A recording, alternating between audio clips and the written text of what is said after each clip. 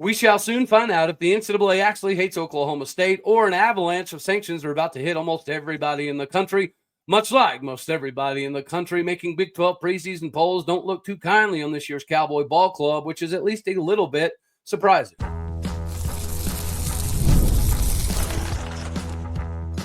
You are Locked On Oklahoma State, your daily podcast on the Oklahoma State Cowboys, part of the Locked On Podcast Network, your team every day.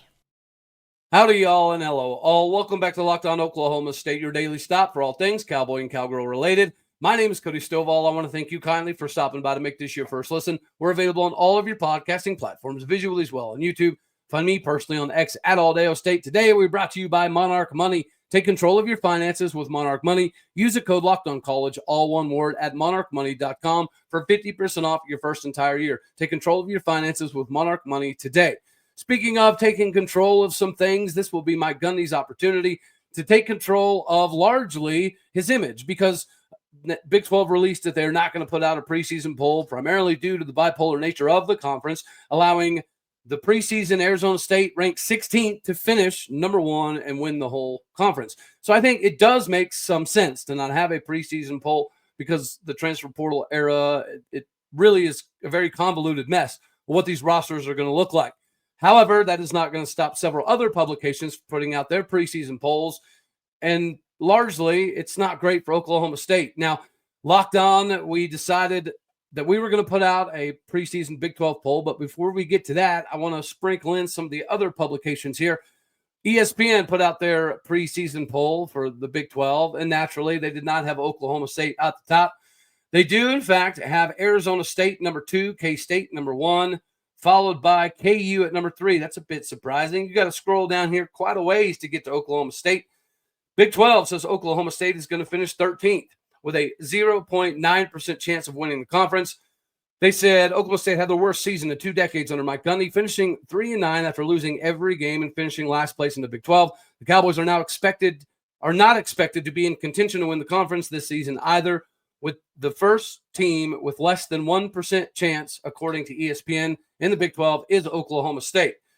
Then we get to go over here to KSL Mountain Sports. They have Oklahoma State projected to be 15th in the preseason poll. Their little fun synopsis on why the Cowboys are going to finish 15th is the one that really caught my eye here. Mike Gundy's 20-year run hit a rock bottom moment in 2024 with a winless Pokes season. The Pokes lost more talent than they gained, and while Gundy thrives when expectations are low, this feels like a full reset, which is not entirely untrue, but here's my potential conundrum with that. Saying that we lost more than we gained, I don't necessarily agree with that, but we'll continue on here before we dive back into that. Phil Steele also put out his preseason poll, and I bet you can guess it. Oklahoma State is projected down at the bottom, 14th, according to Phil Steele. Phil Steele is obviously a legend in the industry. What he had to say was Mike Gundy had a lot of success in his career at Oklahoma State, but Phil Steele has Oklahoma State finishing near the bottom of the Big 12 this upcoming season. As he's pointed out, Oklahoma State is a very new team this year after going 0-9 in conference play. Anything could happen, but after last fall, it's not a wait-and-see approach for Oklahoma State. So that's yet another prognostication that has the Cowboys pretty down in the doldrums. Then you also have to take into consideration that my fine folks here had Locked On, made sure that they threw their hat in the ring. But one more before we get to our fellas, and that is Athlon Sports. Athlon Sports put out their preseason Big 12 poll as well, and they have Oklahoma State at 15th. So you're seeing 15th a lot, you're seeing 14th a not, but my fearless colleagues have helped put Oklahoma State as 12th in our preseason Big 12 poll, and even that I was a little caught off guard by having people like Colorado and Houston above us, maybe Colorado. They have done a very good job bringing in some former 5-star, consensus 4-star level dudes. They've already proven that their methodology in building through the portal can be successful. So perhaps Colorado could be ahead of us. Houston being ahead of us, that's slightly problematic in my personal opinion. But nonetheless, whenever you look at these polls, why is Oklahoma State 12, 13, 14, 15, 15, that number? It is because it's a new ball club. But going back to KSL, discussing how Oklahoma State lost more than they gained, I disagree. I think, first of all, you can start at Mike Gundy. for any of the disagreeing moments I've seen in his career at Oklahoma State, it's still Mike Gundy. And at all the times where Oklahoma State's picked to go pretty low is those seasons that Mike Gundy comes up out of nowhere and competes for a Big 12 championship. This could be very reminiscent of those many instances in the past that Mike Gundy has done that. The years we're supposed to win it all, those are the years that we, for whatever reason, don't show up. The years that we ain't supposed to do nothing are the seasons that Mike Gundy has his best. So that's for starters. Secondarily, Casey Dunn had a playbook of like 44, 45 plays. Bringing in Doug Meacham, you're already going up a notch when it comes to the at least offensive innovation and the capabilities within the playbook. So that's a bump in the right direction. Todd Grantham being better than Brian Nardo. Well, when you're the 138th ranked defense in the country, that likely is going to mean that there's an upgrade there, especially somebody coming from multiple years in the NFL, 11 years in the NFL, and almost a decade as well, coaching in the SEC, who brought in all of his coaches with him.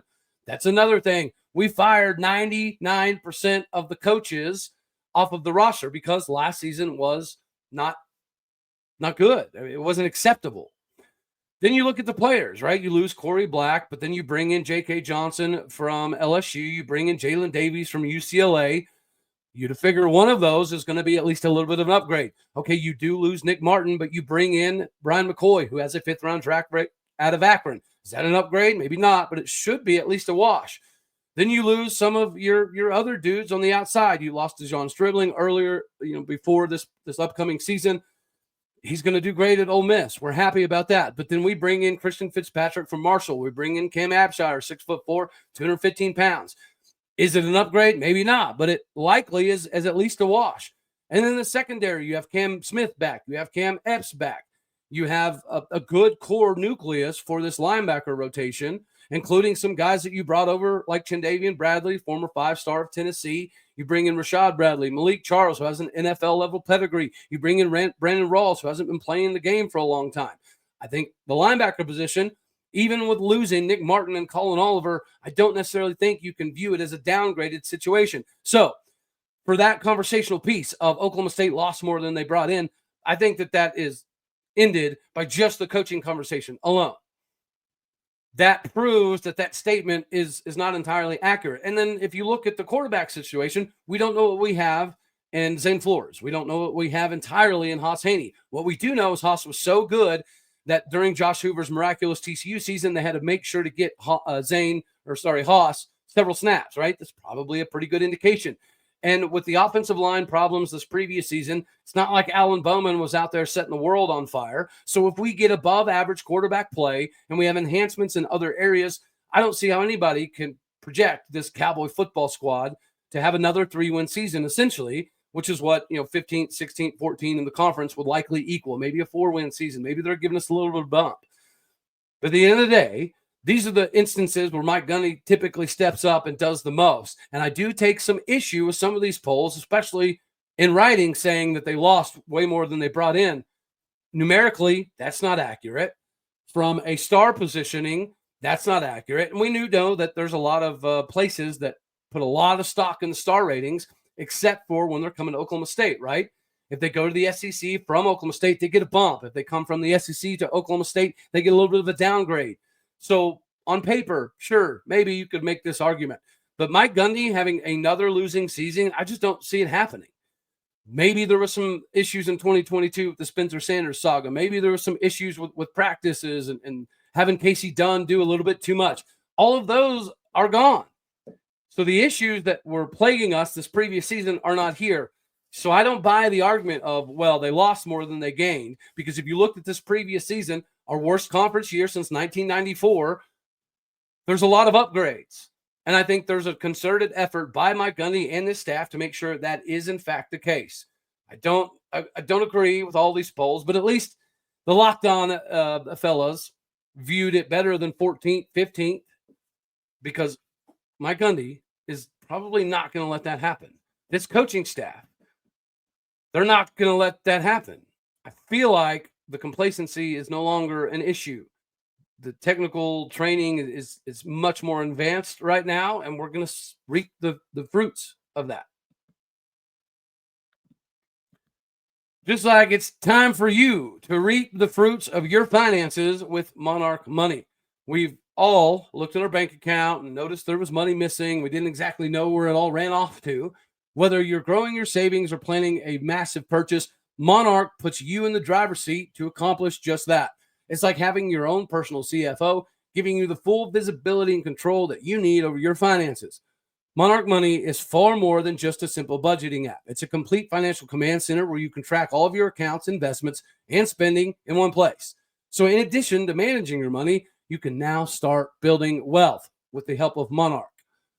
The first thing that's going to be surprising is you're going to notice the tracking on all of your spending and where the little nuances might add up. If there's a specific category like takeouts or subscriptions that added up more than you anticipated, Monarch will be able to help show you that. Have you ever wished to have all of your accounts and all of your spending all in one place? Monarch can help you with that as well. So take control of your finances today with Monarch Money. Use the code LOCKEDONCollege, all one word, at monarchmoney.com for 50% off your first entire year. That is monarchmoney.com, code LOCKEDON, LOCKEDONCOLLEGE, all one word, for 50% off your first entire year. Take control of your finances. Have that peace of mind. Head on over to Monarch Money today. All right, now we get to shift gears here to more of this NCAA conversation that is, of course, going to grab the headlines. Oklahoma State got hit recently, but we're going to save a little bit of that for segment 3 because we have another pertinent topic of discussion for segment 2, being the QR codes. Remember back to last year when Oklahoma State was going to be the most visionary school in the country by putting the QR codes back on the helmet. So anybody watching the games, anybody at the games, anybody on the sidelines could pull out their phone, scan the QR code, and donate to NIL collectives and athletes directly. Well, obviously, the NCAA stepped in and said, no, you cannot do that. And the remarks on it were this, as followed. Oklahoma State was denied because the NCAA barred Oklahoma State from the QR codes in week 1. Oklahoma State felt like that they were permitted to do so in the bylaws. The NCAA said they view the decals and QR codes as advertising and or commercial mark, which are not permitted by the NCAA rules. They further went on to say, we disagree with the interpretation of the rule, but will abide by it and work with the appropriate groups led by the needed changes. Sorry, that was Oklahoma State Chad Weiberg's athletic director that said that. Our people came up with this innovative concept to raise NIL value for our student athletes, but ultimately it just serves as the latest example of how college sports are evolving at a faster pace than the rule book. The NCAA said you cannot do that, Oklahoma State. You're not allowed to do that primarily because we view it as advertising and / or commercial marks, which are not allowed. Yet now, LSU is trying to do something pretty comparable by putting some branding on their chest. Now, an advocate for LSU writes, LSU's mapped out where the patches would go on every single jersey from cross country to football. Most of them would appear on the purple and gold on the chest. We don't want to get into a NASCAR event and have it overloaded, but this does make sense. Last year, the NCAA paved the way for programs to place advertisement logos on fields, with multiple schools electing to do so. LSU is not the only school that has the idea of adding jersey patches per On3 Sports. That source said, I believe the NCAA is going to allow us to put a sponsor logo on the field during the regular season. Florida Athletics Director Scott Strickland said just before the NCAA approved sponsorship logos on the field.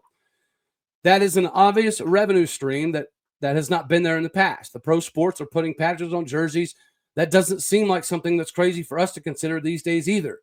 The Southeastern Commissioner Greg Sankey also voiced his thoughts on the idea of patches on jerseys for advertisements.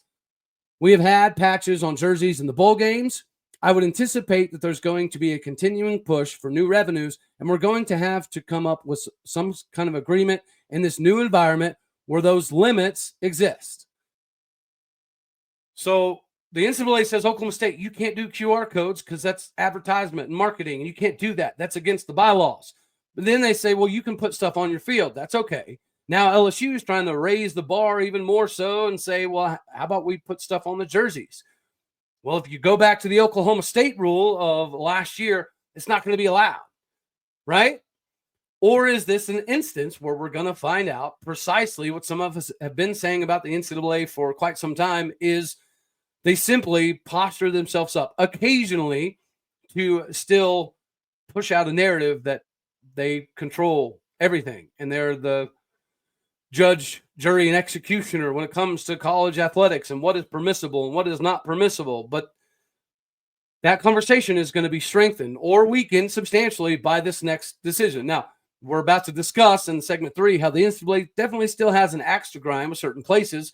And we've discussed previously how, the new NIL collective in conjunction with the NCAA is going to have a third-party system that is going through eligibility and making sure that people aren't contacting recruits illegally or too early or so on and so forth, which, yes, we are about to get to in segment 3. But as this pertains to the NCAA directly, this is an opportunity to make sure that whenever you put an example out there, like you did with Oklahoma State last year, not allowing us to use the QR codes, that this is going to be another decision that falls in line with that. Because if that's not the case, then it does prove blatantly that there's a bias here, right? We've almost said somewhat jokingly that if you're the LSUs of the world, that you're not going to get in trouble. If you're the Alabamas of the world, you can get away with some stuff. And this goes all the way back to when Oklahoma State got hit with the almost death penalty, the multiple years probation, multiple years of lost scholarships back in the late 80s. And that naturally put Oklahoma State backwards at a time where we were finally starting to climb, right? You have one of the best defenses, if not the best defense in Oklahoma State history next to 2021 and 1984. Then you bring in Thurman Thomas. Then you bring in Barry Sanders. Then you're winning 10 games. Then you're competing for legitimate big-time bowl games, all to have it come crashing down with the probationary period put on Oklahoma State. Now, we didn't get the SMU Pony Express death penalty, but it was pretty comparable, and it took us until around 1995. 95 was a good-ish season because we did win Bedlam, but really it was 97 before we kind of got out of that hole. So it took us a little bit of time to climb out of that hole. This is absolutely preposterous. If the NCAA is going to allow LSU to put marketing, advertising stuff on their jerseys when they wouldn't allow Oklahoma State to do it. So this should be pretty cut and dry, right? This shouldn't be much of a conversational piece. The NCAA should come out pretty quickly and say, sorry, we can't allow you to do this. You can have it on your field. That's okay. You want to have other ways of marketing and publicity. That's okay. But it can't be on the jersey because we just told Oklahoma State last year, no. You're reading the rules differently than we're reading them. You think that it's okay. You think the bylaws dictate that you can do this. We're saying, nah, you read it wrong. That's not how it goes. You cannot do that. So they need to follow suit here because you cannot have a system where it's okay for some and not okay for others. And unfortunately, the NCAA has proven time and time again over the years that that is kind of the case. If you're an Oklahoma State or an SMU or San Diego State, you're gonna get got.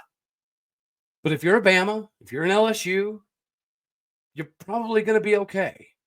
This is a beautiful moment for the NCAA to prove that no, that's not the case. We're not playing favorites anymore.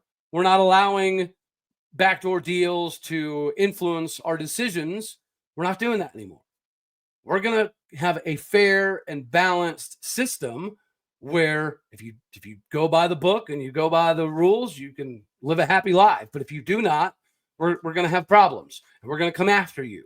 Clearly, they don't mind coming after people because they recently just hit Oklahoma State once again.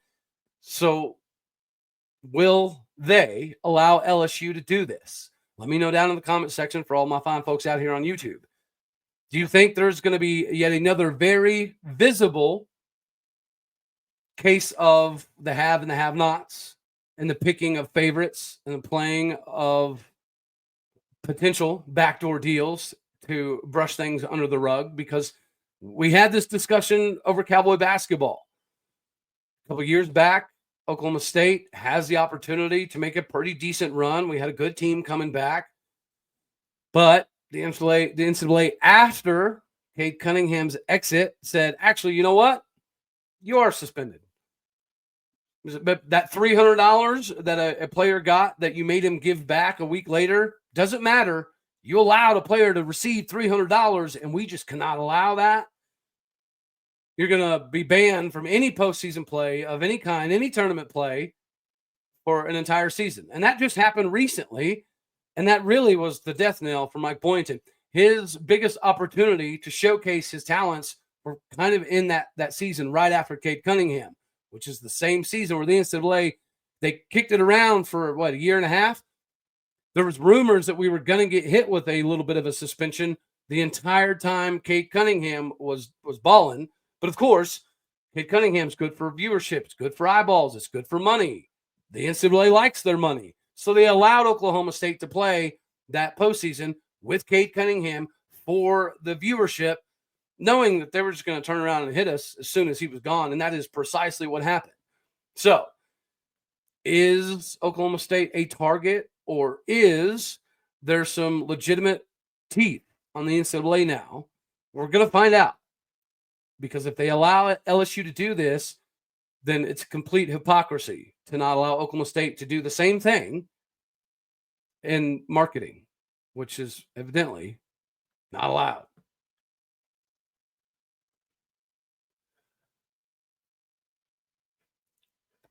So, yes, a lot of you likely know by now that Oklahoma State did get hit again, and we're on a 3-year probation for women's tennis. And it's not the sport that's the problem. It's, again, this nefarious activities that are okay for others that are not okay for the rest. This is important because if their designation of why Oklahoma State got hit for this is accurate and factual, then that means there's going to be tons and tons of universities all across the country facing sanctions, right? Because, all right, their little breakdown here. The reason Oklahoma State is going through this is 3 violations. Number 1, initiating contact with athletes before they officially have entered the transfer portal. Number 2, having teammates or members directly act as go-betweens to talk to other student athletes. Number 3, repeatedly failing to follow or understand NCAA transfer contact rules. And why this is important, and naturally, we're going to be facing, 3 years probation, a fine of $35,000, plus 1% of all women's tennis program budget being stripped, a reduction by 18% of the average number of official visits based on the previous school year. The school is prohibited from unofficial visits for 10 weeks during the spring 2025 season. The school is also prohibited the tennis program from off-campus recruiting for 10 weeks during the 24-25 academic school year, with an additional 4-year show cause for Coach Chris Young, during which time he cannot communicate with any prospective transfers in December for each of the ordering years. Additionally, Young will be suspended for 2 regular season contests through 2025 and 26 season.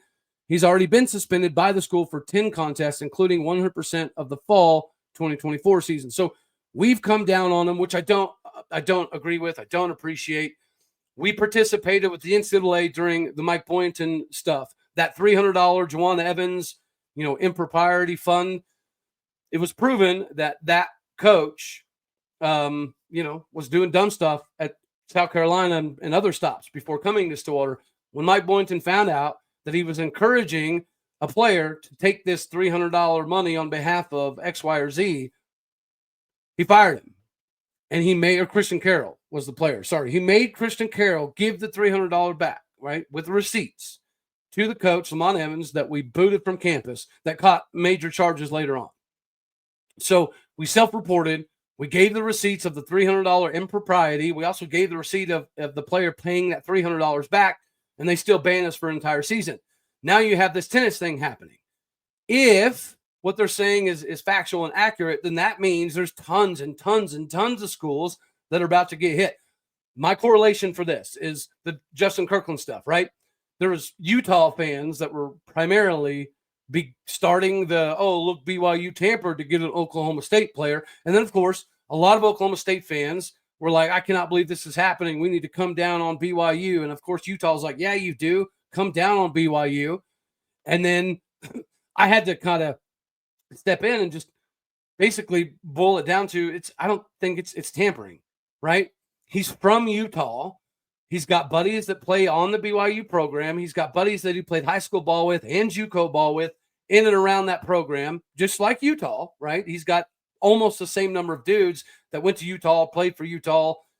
Those connections aren't going to go away. You're still going to be conversating with your high school and junior college buddies. And if they just so happen to be at BYU and they're like, hey, dude, we've been playing together for 4 or 5 years, and then you left off and go to Oklahoma State. We haven't played together for a couple years.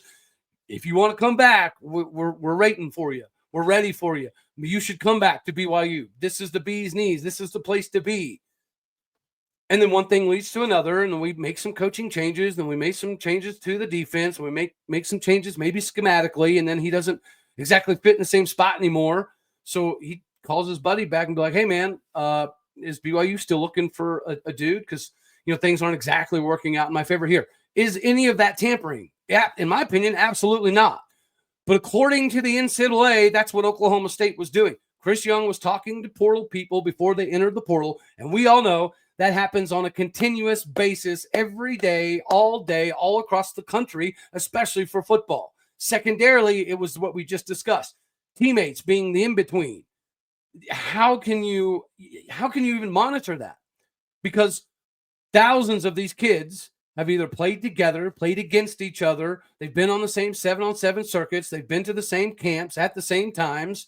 So most of these dudes, via social media and on cell phone, they're going to keep talking to each other. That's not going to change. More or less, it's going to be just about, hey, how are things in Stillwater? Oh, hey, how are things in Provo? Oh, how are things at North Texas? That's typically what it is. But you're always going to want your buddy to reconnect. So no matter what university you're talking about, any conversation that a buddy's having with another buddy at another university, they're naturally going to go back and forth. And now Stillwater's better because da-da-da-da-da. No, dude, you got it wrong. This place is better because da-da-da-da-da-da. That's never going to change. So now that the NCAA has stepped in and put Oklahoma State tennis on a 3-year probation for doing what every team in the country is doing every single day, then I expect heads to roll. This is yet again an opportunity for the NCAA to prove, no, we don't just pick favorites. We don't just pick on the same select few teams across the country. This is illegal, and we're not going to allow this. So every team that's contacting players before the portal window, they better get got. Every team that has multiple players talking to other buddies from other universities about why their spot is the best, they better get got too. There's a conspiracy theory, right? Words are still hard for me. And there has been that the NCAA's had an axe to grind with Oklahoma State ever since. Remember that big, huge Sports Illustrated article? It was like multiple pages of Oklahoma State doing some shady stuff. And they did police test investigation, NCAA investigation, and they all found out that 90% of it was all fake. It was a reporter, a journalist, with all that journalistic integrity that literally just made a bunch of stuff up and got some people that didn't like being kicked off the team to agree with some of it. Through the investigations, they found out that it was all fake. The conspiracy theory has been ever since then, the NCAA had egg on their face. They couldn't come get Oklahoma State. They realized that they lost. Like they were pumped up. They were bragging about how they were gonna hammer down. And they couldn't. Because 90% of that story was all fictitious. And because they couldn't get Oklahoma State, ever since then, they were looking for windows where they could, possibly we could get you. And now this tennis thing pops up. And the reasonings they gave are absolutely insane because this is happening all day, every place in the country, covering high school recruiting and 7-on-7 tournaments and camps. This is normal. What they're accusing Chris Young of doing and giving us a probation for is what's happening 24/7, all day, every day. I don't know how you can stop it. I don't know how you can prevent it. You can't prevent buddies from having conversations with each other. That's just insane to me. Same with tennis. They play on these international circuits together. They're going to stay in communication. They're going to tell you why Stillwater is better than Stanford or UCLA or wherever. So the NCAA they're about to prove themselves in some ways. Anywho, that's all we're going to have for this one right here. As always, I love you. God bless. Go Pokes. Thank you for tuning in to make this your first listen here in Locked On Oklahoma State. Do what you do. Hit the stars. Leave a review. Hit the like. All right, y'all. Later, taters.